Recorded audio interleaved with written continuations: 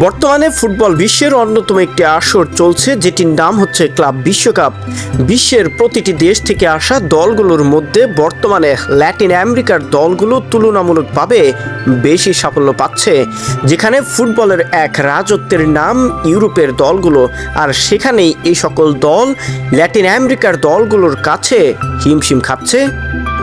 European পাওয়ার হাউসগুলো হোঁচট খাচ্ছে, আর মেসির দেশ ব্রাজিল কিংবা আর্জেন্টিনার ক্লাবগুলো জিতে নিচ্ছে 2025 ক্লাব বিশ্বকাপের মঞ্চ।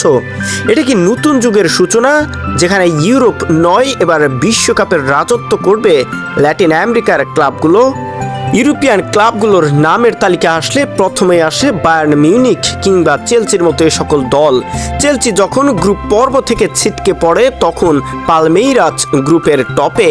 ম্যান সিটি যখন আল আয়ানকে 6-0 গোল দেয়, ঠিক তখনই রিভারটনের কাছে 3-1 গোল হারাচ্ছে বায়ার্ন মিউনিখ।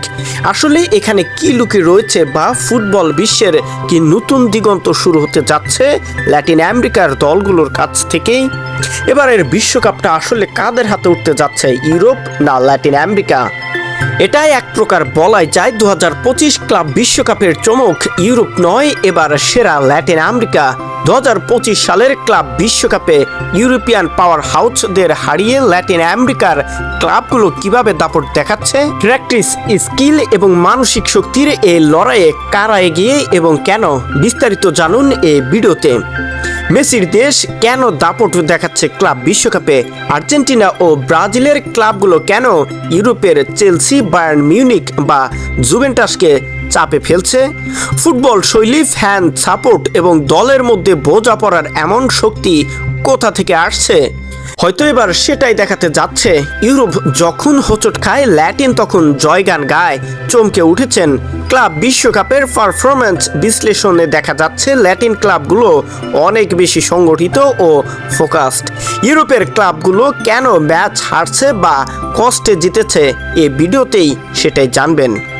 ল্যাটিন স্টাইল বনাম ইউরোপিয়ান প্র্যাকটিসকে কে জিতবে শেষ পর্যন্ত? 2025 সালের ক্লাব বিশ্বকাপে দুই ভিন্ন ফুটবল সংস্কৃতির মহাযুদ্ধ চলছে। কারা টিকে থাকবে শেষ পর্যন্ত, ল্যাটিন আমেরিকার ফ্যাশন বা ইউরোপের প্র্যাকটিস?